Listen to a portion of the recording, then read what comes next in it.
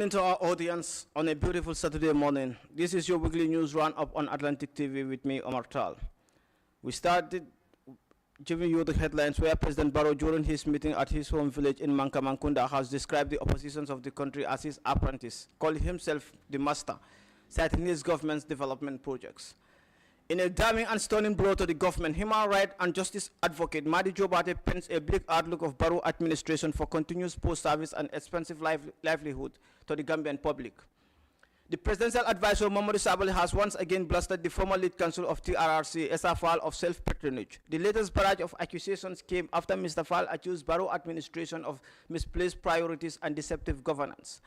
On the international stories, the Egyptian President Abdel Fattah al-Sisi was in Brussels for EU-Egypt meeting where stabilization and reconstruction of Gaza was high on the summit. The former French President Nicolas Sarkozy has been sentenced to 5 years in prison after being found guilty of criminal conspiracy for receiving money from the late Libyan ruler to fund his 2007 presidential campaign. Hungary heads towards one of its most closely contested elections in years, with many still backing the longtime ruler Viktor Orban. Sources have reported that President Trump is planning to demolish the entire ballroom of the White House amid government shutdown, which could cost $300 million of taxpayers' money. But Trump, on his part, says the reconstruction will be done by himself and the donors, not the taxpayers. These are the news in summary. We now bring you in detail. First, where President Barrow described the opposition of the country as his apprentice, citing his government's development projects, hailing himself as the master. President made this remark at his home village in Mankamankunda during a meeting with the residents of Sandu, Basse, Mane Kunda, and other communities from the area. President Barrow compared his political journey to that of an apprentice who has now become a skilled master. Using an analogy, the president asked the gardener whether they would replace a competent driver with an inexperienced one simply because the latter won the job. Will you take the car from the driver and give it to the one without experience or qualification? What will you do? The president asks. So another development, more than 60 years since independence, billions of dollars have been spent by successive governments. Yet national indicators still showed widespread poverty, rising costs, limited opportunities, and erratic yet expensive services. Every project, every service, every government intervention is financed by taxpayers, loans, and grants. Madi Jobare made this remark challenging the government of President Barrow on poor service delivery, including poor healthcare system, education, and transportation system, putting a simple but a dangerous equation on high taxes and loans, which triggers an increase in poverty, drawing parallels on Madagascar, Nepal, Bangladesh, who have once experienced such a disaster. All failed due to the same pattern the Barrow administration tracked with an unchecked inequality. To the presidential advisor, where Mamadou Sabali has once again blasted Esa Fall for self-patronage. Sabali on his Facebook wall made a stunning attack on Fall, saying Fall was handpicked by TRRC lead counsel by the then Justice Minister Batembedu, not based on merit, but on personal preference. He went further to accuse Mr. Fall of using his COVID-19 food distribution campaign, which he said was characterized by photo ops, to score political and personal goals than focusing on his job as the lead counsel of TRRC. He compared Mr. Fall to a wizard and said the former TRRC and Charles Taylor lawyers should apologize to Gambians than attacking the government.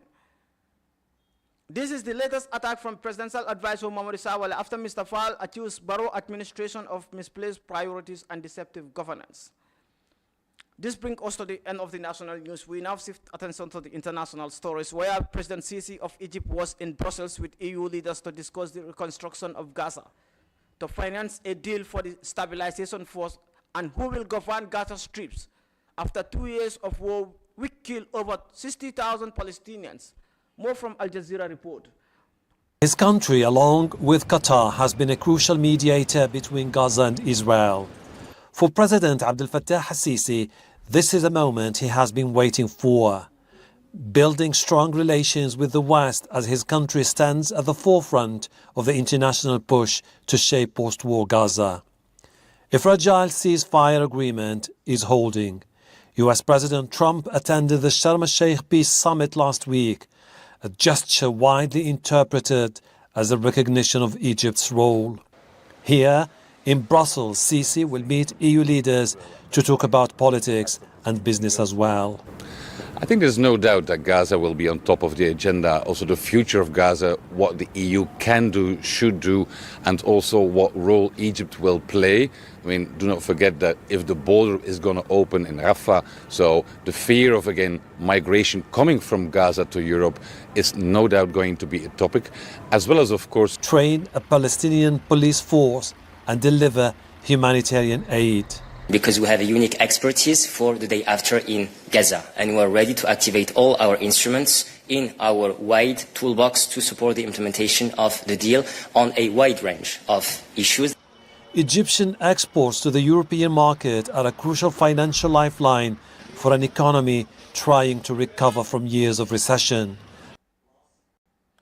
The report by Al Jazeera Ahel Bara brings us to the end of this news, where Abdel Fattah Sisi of Egypt was in Brussels to attend a summit with the European Union leaders on reconstruction of Gaza. The former French President Nicolas Sarkozy was sentenced to 5 years in prison for illegally receiving money from Gaddafi to fund his 2007 election campaign in exchange of pushing Gaddafi's reputation on international stage. The 70-year-old is the first former president of the European Union to be jailed. More from Al Jazeera Jonah Halls. Seldom one to avoid the spotlight, this is attention Nicolas Sarkozy might prefer to do without. The final stage of a journey that's captivated France, from former president to prisoner, as Sarkozy headed to La Santé jail in Paris. The start of a 5-year prison term for criminal conspiracy over Libyan cash used to fund his 2007 election campaign makes Sarkozy the first former head of France, and indeed any EU state, to be jailed. Moments after waving to supporters as he left home on Tuesday morning, a statement appeared on X. "It is not a former president of the Republic being jailed this morning," he wrote, "but an innocent man. I have no doubt the truth will prevail." It's about everything. It's about demonstrating to say, no, we do not agree. He was very dignified in accepting this, saying, well, that's how it is. I respect the justice of my country. He loves it with its strengths and weaknesses. Sarkozy's lawyers say they've filed a petition for his immediate release, pending an appeal. C'est un jour funeste. This is a tragic day for him, for France, and for our institutions, because this incarceration is a disgrace. And what we hope, with my colleague Christophe Ingrin, is that the Court of Appeal will restore French justice to the dignity it deserves. Sarkozy was sentenced in September after judges found that aides acting in his name had conspired to seek campaign funds from late Libyan leader Muammar Gaddafi. In return, it's believed Gaddafi was promised help to restore his tarnished international image. Sarkozy was not found guilty of actually receiving or using funds from Libya. That was Al Jazeera Jonah Hall reporting on the jailing of former French President Nicolas Sarkozy to 5 years in prison for illegally receiving fundings from the late Libyan leader Gaddafi for his 2007 election campaign. We now go to another part of Europe. We go to Hungary, where the Hungarian history polled in a closely contested election in years, with many backing Prime Minister Viktor Orban Fidesz party, which is trailing in the polls to their biggest opposition party, Tista, and their candidate Peter Mayer in many polls. More from DW Fanny Fazer. Budapest, Hungary's capital, has often been where the political mood shifts, with young people in particular driving change. I'd really like to live in a country where, as a student, we can live and fulfill ourselves freely, where a government would act to increase acceptance and educate the public a bit. It would also be great if the country wasn't being robbed. They should deal with real issues, healthcare, public transport, not to mention education.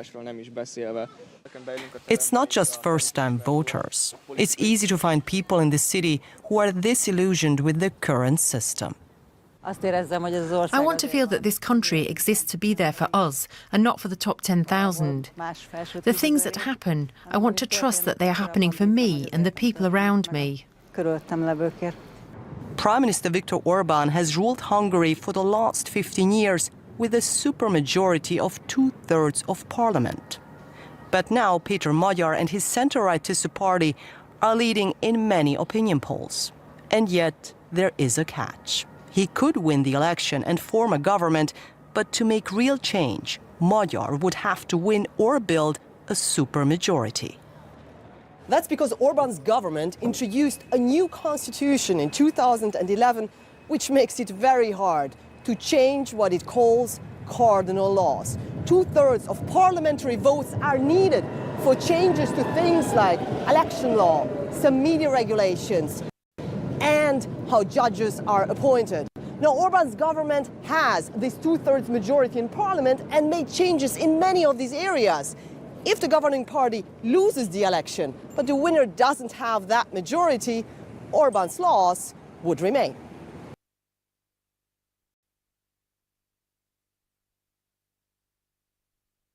Reporting from the Hungarian capital. We now go to our last part of this news, where President Trump has ordered the demolition of the part of the White House called the East Room. The East Room is the residence of the First Lady with so many offices, which is used for large gathering, bill signing ceremony, and concerts.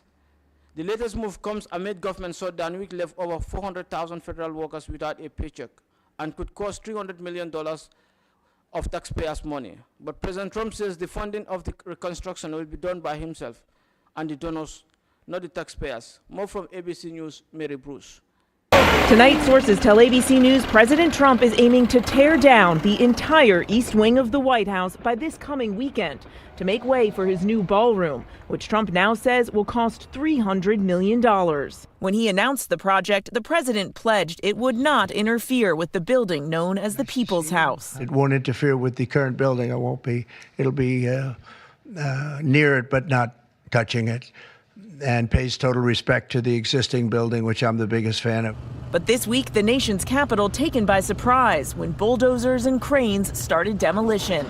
In order to do it properly, we had to take down the existing structure. So from here, we can get a glimpse of this massive construction project, and we can see these huge bulldozers ripping away at the walls, debris flying down everywhere. All that's left of the East Wing now, this mangled, exposed structure. The original East Wing, built in 1902. It was updated in 1942 and has been the traditional home for the First Lady's offices. In 1962, Jackie Kennedy giving Americans their first televised glimpse. Tonight, former First Lady Hillary Clinton dismayed, posting, "It's not his house, it's your house, and he's destroying it." The National Trust for Historic Preservation is calling on the administration to pause demolition until plans for the proposed ballroom go through the legally required public review processes. They also write they're deeply concerned the planned 90,000 square foot ballroom, larger than the iconic residence building, will overwhelm the White House itself. The White House hasn't submitted plans for the ballroom to the National Capital Planning Commission, but tells us they still intend to, even though demolition is already well underway. This is an interior shot of the ballroom. I think there'll be nothing like it. And it's being paid for 100% by me and some friends of mine, donors to it. The government's paying absolutely nothing. The president insists this is all paid for with private donations. But on Capitol Hill, some Republican lawmakers wish he'd change the subject. With the government now shut down, thousands of government workers missing paychecks, and millions of Americans now worried about putting food on the table. That report by Mary Bruce brings us to the end of this week's news roundup. But before we go, we give you the quick roundup. President Barrow, during his meeting at his home village in Mankamankunda, has described the opposition of the country as his apprentice, calling himself the master, citing his government development projects. In a damning and stunning blow to the government, human rights and justice advocate Madi Jobate paints a bleak outlook of Barrow administration for continuous poor service and expensive livelihood to the Gambian public. The presidential advisor Mamadou Sabali has once again blasted the former lead counsel of TRRC as a fall of self-patronage. The Egyptian President Abdel Fattah al-Sisi was in Brussels for EU-Egypt meeting, where stabilization and reconstruction of Gaza was high on the summit. The former French President Nicolas Sarkozy has been sentenced to 5 years in prison for conspiracy and receiving illegal funding from the late Libyan leader. Hungary heads to the poll in one of the most closely contested elections in April 2026. This brings us to the end of our this week's news. What do we your viewership? Thank you.